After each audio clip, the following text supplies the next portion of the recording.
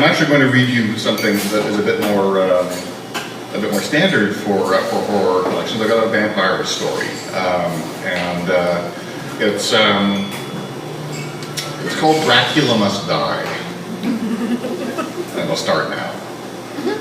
The Dracula hid in the cloakroom during recess. It didn't like fresh air, and of course the sun was poison to its kind. They all knew that, even Lucy, who wasn't allowed to watch the Sunday monster movie and had to be told what a Dracula was. At 10:30 a.m. the bell rang, and Mrs. Shelby said, "Line up, everyone."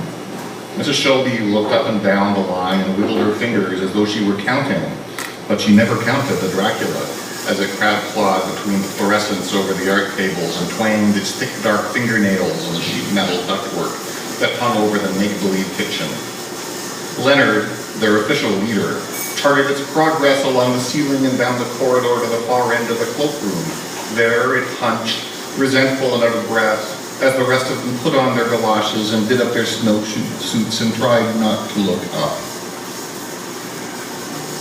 They met behind the garbage dumper near the gym every recess, and Leonard would make every one of them report like secret agents. It was Susie's job to watch the Dracula when it arrived, because she was the only one of them who lived across the street and could be at school before sunrise. The Dracula came with its father, who drove a big white sports car with tinted windows and always hid its face under a heavy coat and wide-brimmed hat. No one could tell who came to take the Dracula home. Even Lucy wasn't allowed to stay up that late. Jason's job was to follow the Dracula whenever it put its hand up and asked us to go and make a pee-pee.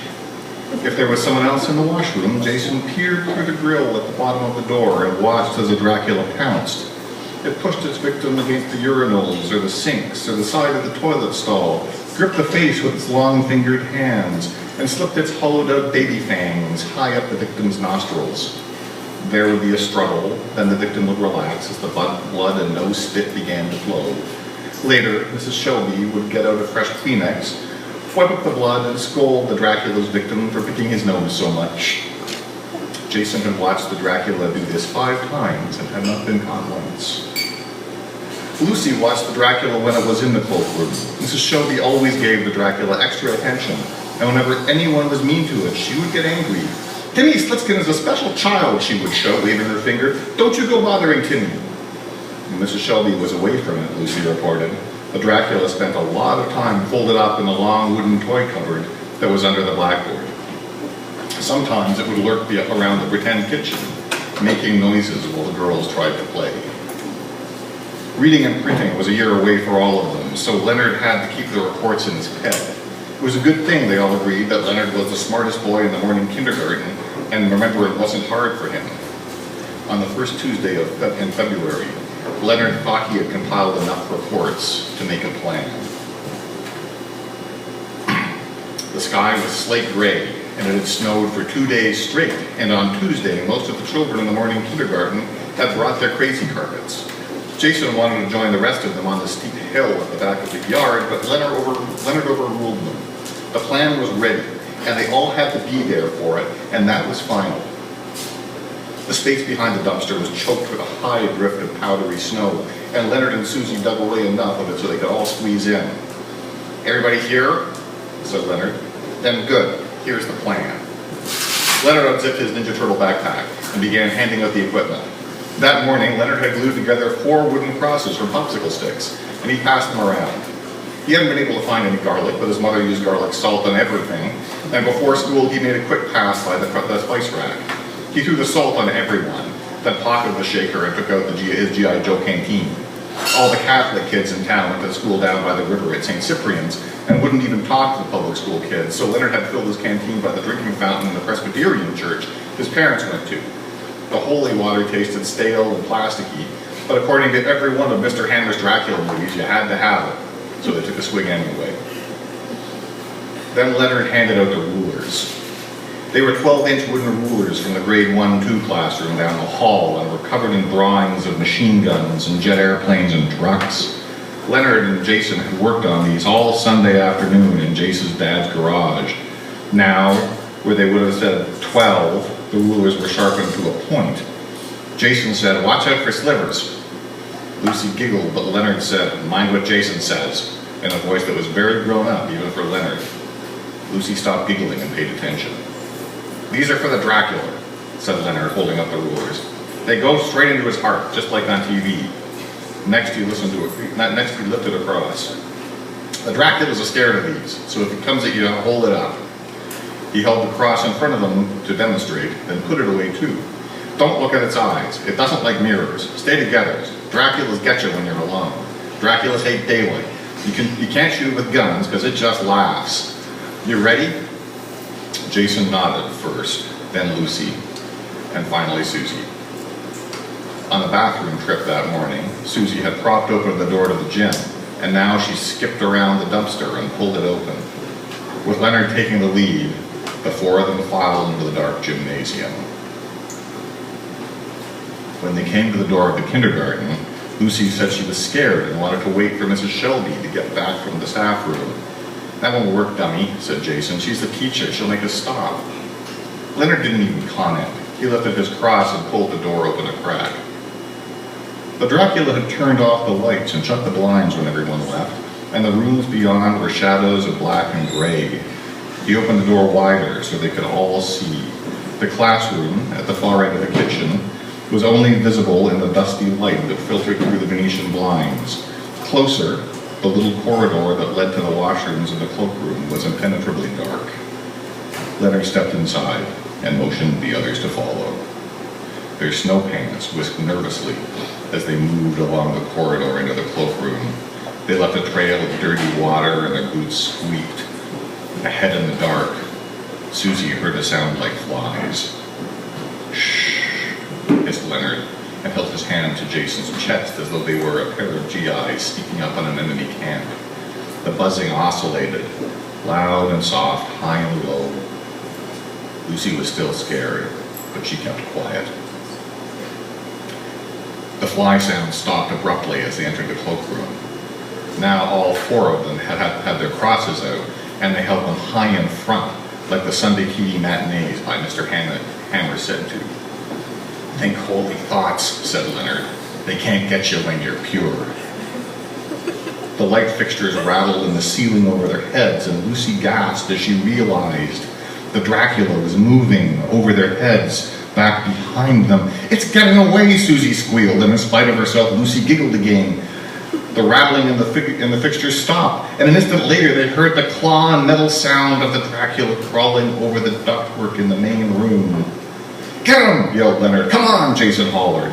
Hearts pounding, the four of them turned on their heels and slipped only a little through the muddy water trail they'd left coming in, ran back to the kindergarten. They were all breathless and hot in their snowsuits, and when they looked around, the Dracula was nowhere to be seen. Leonard frowned. "Draculas are tricky," said Leonard. "Watch everywhere at once. You never know where they'll be." They watched everywhere at once. Lucy watched the toy cupboard, which was halfway open and so dark it could be holding 3 Draculas, and she would never be able to tell. Susan watched the art table, draped in big sheets of construction paper that hung off the sides and wafted back and forth in the breeze from the radiators. Jason paid attention to the cloakroom hallway, which also led to the washrooms where the Dracula had pounced at least 5 times. Leonard kept his eyes up, watching the shadows of the blinds as they crisscrossed the ceiling. They watched everywhere and all at once.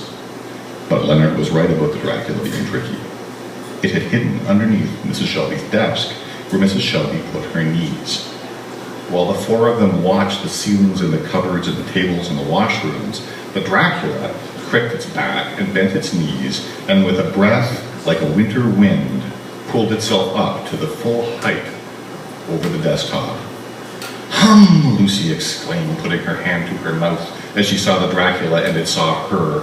Its feet were on Mrs. Shelby's chair, so it loomed almost as high as a grown-up. Its big orange eyes glowed in the dim light, and its jaw clicked as it opened and closed. It made a noise like a little kitten, and then it started to buzz. Leonard swallowed hard. The Dracula reached down to the desktop, and its long-nailed fingers closed around something. It buzzed louder as it lifted the thing into the air, swooped it back and forth. Susie and Lucy had a hard time recognizing it, and Leonard wasn't paying attention, but Jason got it immediately. The Dracula was holding the Concorde. It was plastic and grimy. Its stickers had been coming off since Halloween, and it was not even as long as a 12-inch ruler that Jason held in his fist. Until Christmas, the Concorde was Jason's favorite toy in the toy cupboard. The Dracula stopped buzzing. Play? Its bright orange eyes blinked, and it leaned forward so far that Jason thought it might fall on his face. But the Dracula kept its balance and made the Concorde do a loop-de-loop. Hi, said the Dracula. Play? Jason barely heard the 12-inch ruler as it fell from his hand and clattered on the linoleum floor. He took a step toward the Dracula, and then another. Sure, said Jason. Let me see that. He put out his hands, and the Dracula stretched and bent, so that only its toes were touching the top of Mrs. Shelby's desk. The Dracula's clawed hands swung down on Jason, and he reached to the Concorde that it held. Walton! Leonard yelled. Walton was Jason's last name, and Leonard only used it when he was so mad that he was going to beat Jason's head in. This time, though, Leonard wasn't mad. He only knew that he had to get Jason's attention away from the Dracula. When you look into a Dracula's eyes, it's got you. Leonard yelled, Walton! Again, and this time it got Jason's attention. Hey! Jason looked away, and then he looked back, and then his face crumpled into a hot red ball, and he started to cry. The Dracula remained above him, still offering the Concorde. Hey, here! Dracula pushed the Concorde down at him. Take it! But Jason just sat down and wept. The other three stood there and watched. Susie wanted to go and get Jason a Kleenex or something, but Lucy stopped her. Leonard was getting his cross ready. Come on, we got him. The Dracula was almost on top of Jason now, pushing and prodding him with the wing of the Concorde. The three of them lifted up their popsicle stick crosses and marched forward in a straight line. Hey, Dracula, said Leonard, look at this. The Dracula looked, and as it saw the three crosses, its eyes became wide and round as pool balls. The Dracula dropped the Concorde, lifted away from Jason, and fell back against the desktop. Papers were flying as it scrambled to get away. You like that? Yelled Leonard. Stupid, stupid Dracula head? Lucy and Susie joined in sing-song. Stupid, stupid Dracula head, they all sang as the Dracula stumbled off the far side of the bed. Stupid, stupid Dracula head, they sang as Lucy and Leonard circled around either side of the desk. Jason wheezed and sobbed and picked up the 12-inch ruler he dropped when the Dracula took control of his mind. Then he stood up and joined the chorus. Stupid, stupid Dracula head, stupid, stupid Dracula head. The Dracula managed to get to its feet before Lucy and Leonard could get around the desk. It had merely made it to the toy cupboard by the time they caught up with it. Susie touched her cross on Dracula's hand, and it screamed with a sound like a strangling kitten. When the wood came away, there was a burn mark on its knuckles like it had been branded. The Dracula stuck its head into the cupboard and tried to get inside, but Leonard managed to get a hold of its legs. When it kicked, it nearly sent him flying. Leonard reached into his belt loop for the 12-inch ruler and tried to stick the Dracula with it, but it was too far inside. I can't hold on, yelled Leonard. I'm coming, hollered Jason. Wait for us, squealed Lucy. It was a tough fight, but together, Lucy and Leonard and Susie and Jason managed to pull the Dracula out of the toy cupboard and lay it on its back. It thrashed back and forth, its legs going like pinwheels, and its fangs nearly gave Leonard a cut on his hand. Leonard got his 12-inch ruler. He took a deep breath. Susie took hold of the pointed end and put it against the Dracula's chest. That's where the heart is, said Lucy. I know, because I'm a doctor. The Dracula's eyes were screwed shut. His shoulders and knees trembled where Jason and Lucy had it pinned. You're not a doctor, said Leonard. Am too, said Susie. Ask Lucy. She's a nurse. Leonard was about to ask Lucy when a shutter went through the 12-inch ruler and he almost lost his grip. The Dracula coughed and his mouth spasmed open. Its two thin fangs slipped from beneath its leathery lips for the barest instant. They looked like nails, Leonard thought. Little nails like his mom used to hang pictures in the living room. The Dracula's lips folded back over its mouth and its eyes opened. Their glow was diminished by shadows, but the eyes still reached up to Leonard. They pleaded and tried to draw him down. "No way!" screamed Jason. He let go of the Dracula's knees, reared up on his own knees, and slammed his hand down hard on the top of the ruler. The fabric of the Dracula's t-shirt pushed in as the tip of the ruler slipped over a rib, but Jason's weight wasn't enough to push the stake in by itself. Leonard shook his head rapidly and said, "That was close." He put his hands on top of Jason's and added his own weight. The Dracula's t-shirt began to redden. Lucy let go of the Dracula's shoulder and grabbed hold of the ruler as well. The Dracula flailed and then snapped and bit and shrieked as the splintering tip of the ruler pierced its ribcage. It was harder than any of them had imagined. On Mr. Hammer's matinees, the stake always went in after one or two whacks from a mallet, and the Dracula just hit a bit before it got killed. Killing this Dracula was hard work. Finally, Susie piled on top. Combined, the weight of the four of them was enough to send the ruler the rest of the way into the chest, and the Dracula's cold, congealing blood shot up like a geyser. Its eyes shut tight, then opened wide, and then they became still, their orange glow extinguished. Jason started to sob. He had pressed down too hard on the top of a ruler when he jumped on it, and now his own hands were bleeding freely. The other three were fine, but hearing Jason, one by one, they followed suit. Leonard was the last, and his tears came reluctantly. The recess bell rang at 10:50 a.m., but Mrs. Semple, the principal, told the kids from the morning kindergarten to stay outside for a while longer. When one of the kids said she had to go to the bathroom, Mrs. Semple had one of the older children take her around to the big kids' washrooms on the other side of the school. Mrs. Shelby stayed in the kindergarten until the police and the ambulance came. She ordered the hallway from the gym to the door to the schoolyard sealed off so that no one could get to the kindergarten but her. She looked at little Timmy Slitskin for what seemed like a long time. They were all so small at this age, and this one, there was always something precious in the special ones, wasn't there? Mrs. Shelby knew that she should have called their parents already, but she couldn't bring herself to, not right away. The parents of the special ones were in so much pain already. Who knew what Mr. Slitskin would do in the face of this tragedy? Mrs. Shelby felt a February chill as the door of the yard opened for the paramedic stretcher, and she shivered.